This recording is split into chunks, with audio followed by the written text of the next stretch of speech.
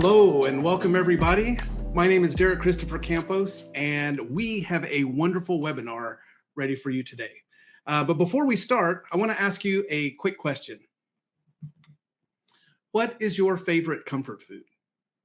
Now, I'm not talking about the food you eat every day. I'm talking about that special food, the one that comes when maybe just certain holidays or when your parents visit, that one food that makes you feel comforted, just like it says.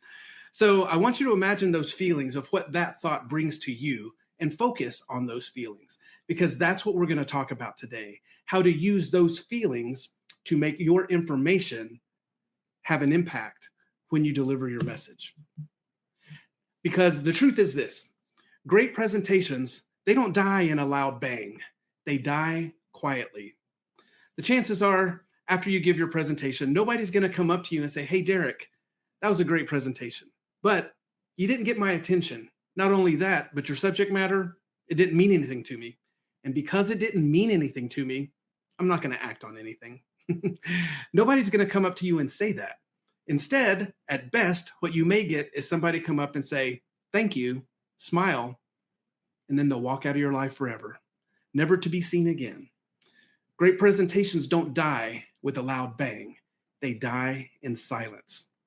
So it's up to us as communicators, as presenters, as trainers, as speakers to understand that and to create our message so that it does mean something, so that we do penetrate the heart, so that we make them feel what we need them to feel, so that they act on it.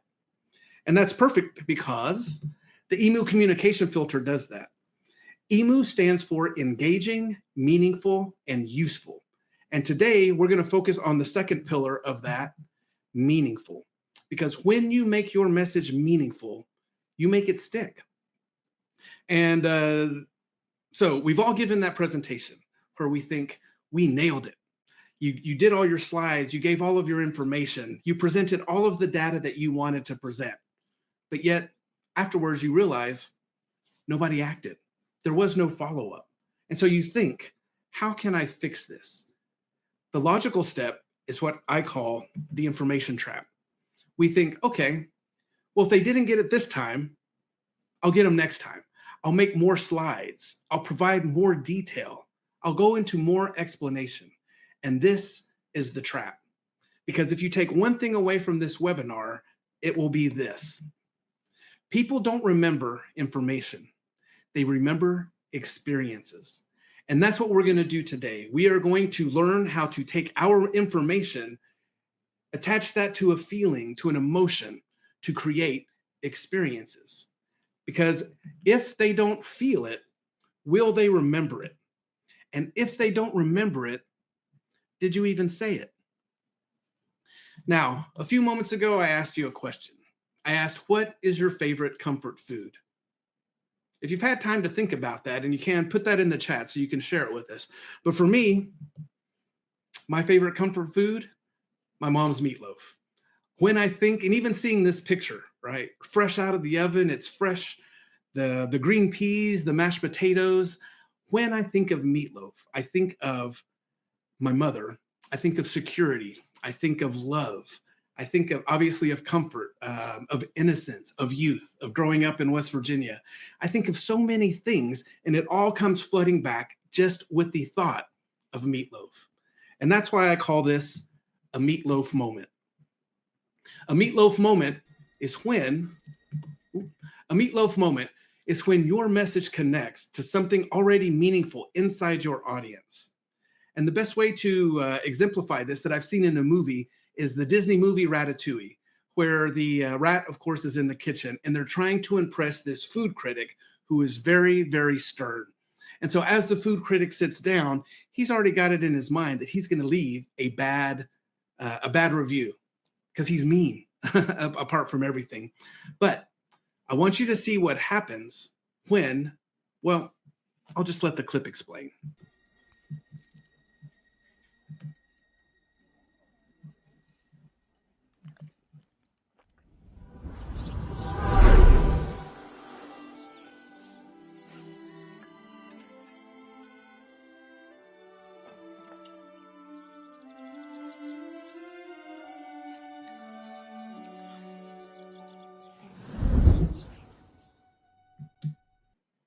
And that's it. No data, no slides, no information, just pure feeling. And that is a meatloaf moment. And that's what we want to do. We want your message to have that exchange with your audience. When your message connects to something already meaningful inside your audience, that is a meatloaf moment. So let's take a look and see how this works in a little segment I like to call Derek's Blackboard.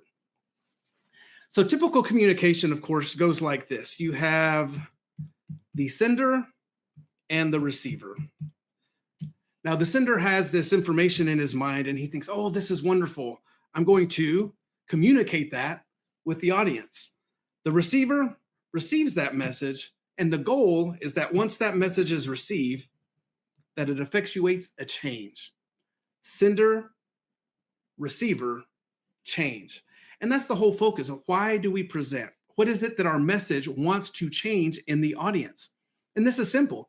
We'll just say it, they'll receive it, and they'll change. If only it were that simple. We know that communication is very complicated. So let's take a look at what actually goes on. So again, here is your audience, and they're all ears. They want what you have.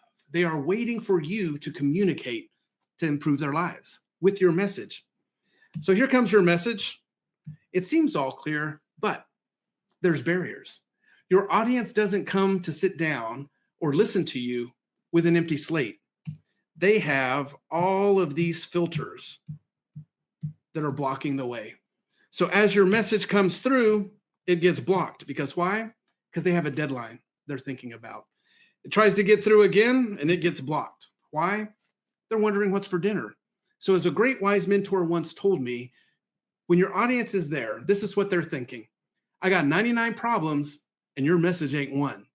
They are thinking of anything and everything other than your message. And this is the filter. Now, we talk about this in the EMU training under Engage, how to break that preoccupation, how to break through those barriers and those filters. And we call it breaking the broca.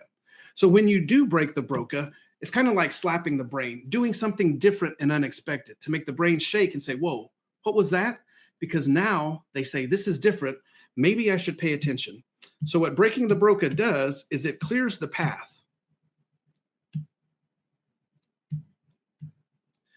It breaks through those filters, and now you've got a clean shot. Oh, wrong. Now you've got a clean shot into the recipient's mind. But that is where meaningful happens. And this is where 85% of all presentations fail.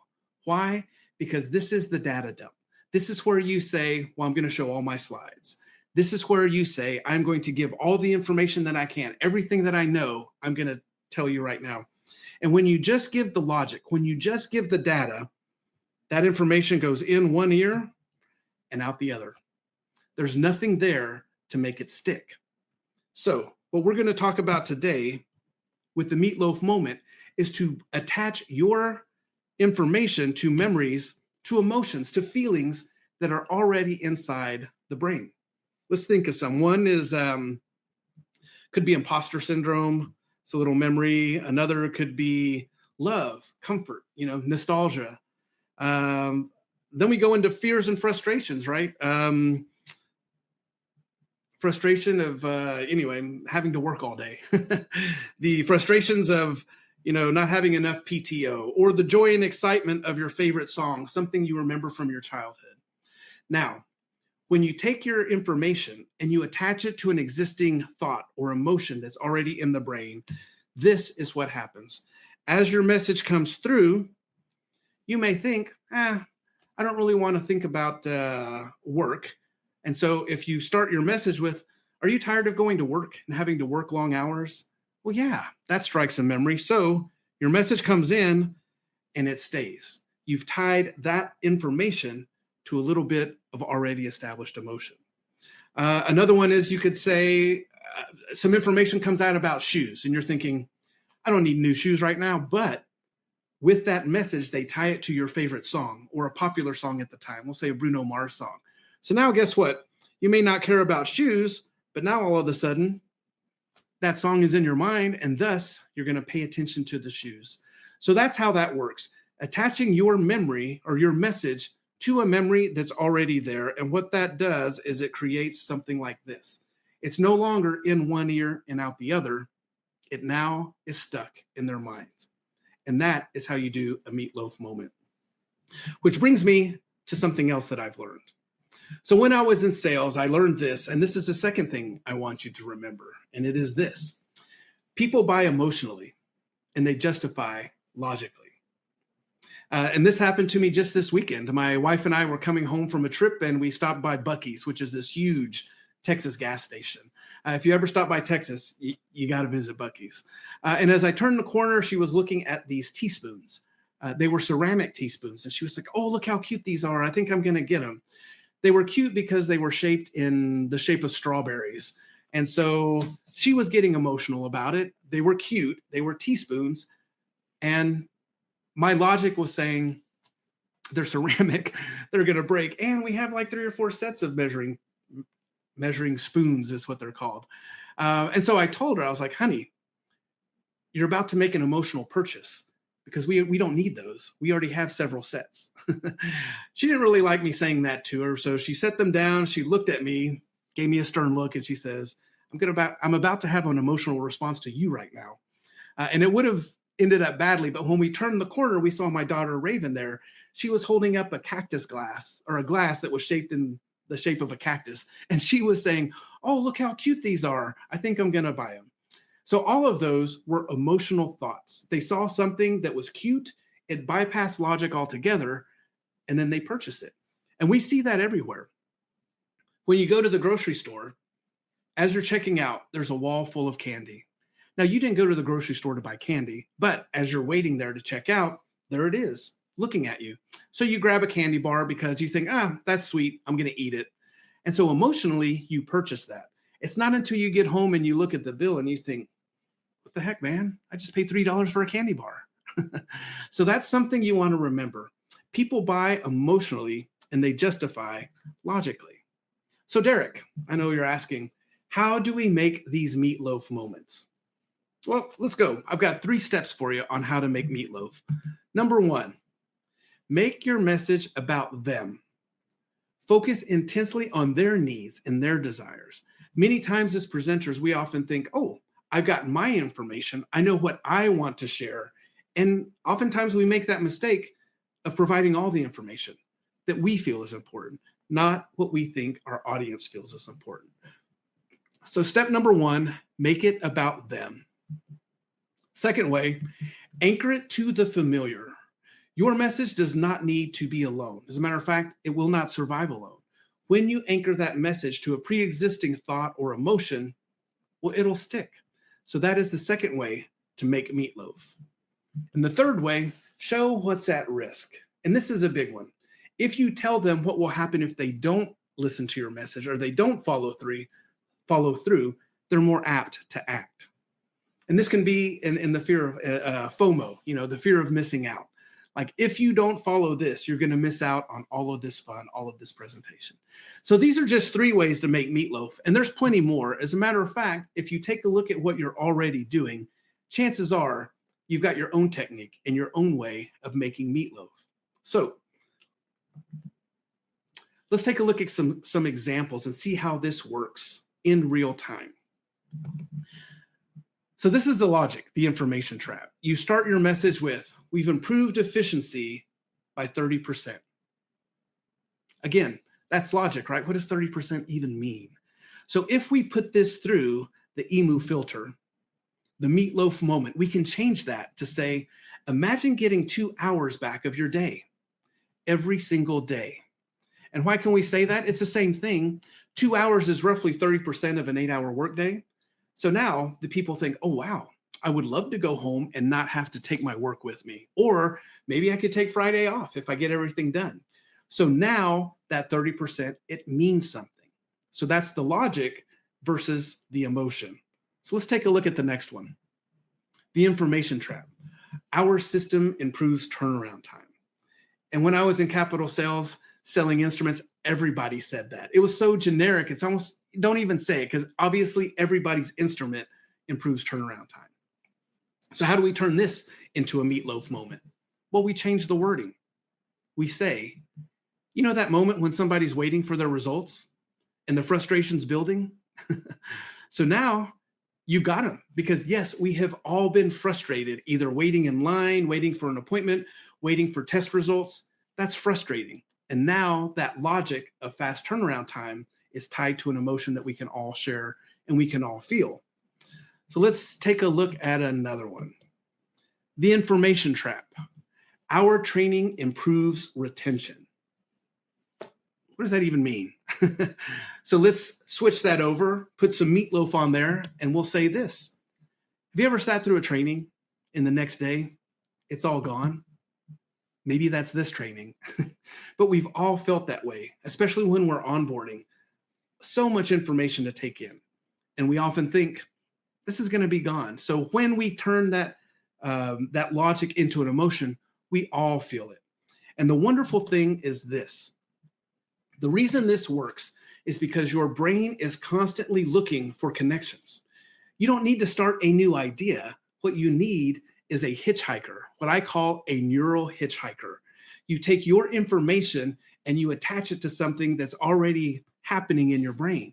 That's neural hitchhiking. And the magic is this. This works for one person. It works whether you're talking to 5, 10, 1,000 people. It works the same. There's a great quote by David Grohl from the Foo Fighters that I absolutely love. And he says, this is one of the greatest things about music. You can sing a song to 85,000 different people and they'll sing it back for 85,000 different reasons. Now, you aren't forcing emotion. You're activating 85,000 different versions of it. If you give them the framework, they will connect their own comfort food. They will have their own meatloaf moment. And I think that's brilliant. So let's talk about what we've discussed here. 3 takeaways in this short time we've been together. Number 1, people don't remember information. They remember experiences. Number 2, people buy emotionally and justify logically. And remember, we're all salespeople, right? We are selling our message to our audience. People buy emotionally and they justify logically. And the third takeaway, if you give them the framework, they will connect their own comfort food. They will have their own meatloaf moment. And that is what we're trying to do. When you use the meaningful filter from the EMU communication model, you ask yourself, when you prepare your message, you ask yourself, why should they care about my message personally? What emotion does this create in them? And also you ask, what is it that they are going to connect my message to in their world? Because remember, great presentations don't die with a loud bang. They die in silence. And we've all been there before, where we've presented information and guess what? In one ear and out the other. When you use the EMU communication filter, you ask yourself, is my message engaging? Is my message meaningful? Is my message useful? In short, you ask, is my message EMU? And if it's not EMU, well, make it EMU. And that is how you get people to feel your message. And when they feel it, they remember it. Because if they don't feel it, they won't remember. And if they don't remember, did you even say it? So go out there and let's make some EMU. Make some meatloaf.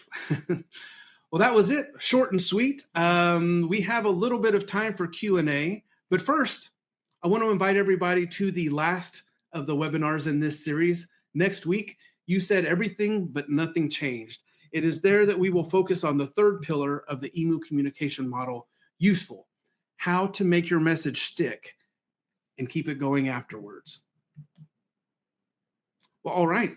So we will take a look here. Now I'm going to bring on my wonderful assistant and buddy here at the Better Way, Alexis. I will bring her to stage. Thanks, Eric. Hello, Alexis. How Hello, are you? everyone. Good. Okay, so our first question is from James. He works in operations. He said, I love the idea of the meatloaf moment, but what if my topic is really technical or data heavy? How do I make that emotional? Oh, that's a great question. And that actually goes to why we need the meatloaf moment. Um, it, I, I've worked with, I work in the life science department, so I'm constantly with scientists, and scientists very data heavy, very logic focused. And so when you have all of that data, it just takes a simple twist. You just need to look at your audience and see how your data will affect them emotionally. For example, um, a lot of data on a new project that will enhance outcomes, right? Well, take those outcomes and say, hey, how would you feel if your outcomes were better predicted? So that's where the meatloaf moment comes in. You take that logic and you tie it to some type of emotion on the outcome. And that way you'll tie that message in brilliantly with what you're trying to say. So if you seek the emotion part of your life, because logic is great, information is great, but what we are trying to do is we're trying to make them feel your message. So if you can take an emotion or a feeling and tie it to that logic, well, there you have your meatloaf moment. You've got your way to make it stick in the brain. So great question. Yeah, I think we have time for one more. Okay. Okay. This one is from Monica. She's in sales. And she says, if I only have a few minutes in a meeting, what's one thing I should change right away to make my message stick? Oh, wonderful. Yes, the first thing you should change right away is stop starting with logic. Don't start with your data. Start with an emotion. Start with the meatloaf moment. Why this is important to you as the audience. And that's the best thing I can say. When you start with logic and data, your brain thinks, oh, I've heard this before, and it clicks off. So you need to make it matter to them immediately. And if you only have a short time, then that's what I would do. I would start with the emotion and not start with the logic or the data. And this webinar will be rebroadcast. So if you missed it, you can always watch it again. I'll put it up on my YouTube channel as well. And I think that is all the perfect timing. Yeah. Best 30 minutes of your week, hopefully. If you have any likes, please share this with people that you think could benefit from this. If you have a team or your colleagues, this is all great information because communication affects everybody. And the better we are at communicating, at delivering our message so that it sticks, the better our life will be. So once again, on behalf of Alexis, my name is Derek Christopher Campos. Thank you again for this webinar, and we'll see you next week. Ciao. Thanks, for now.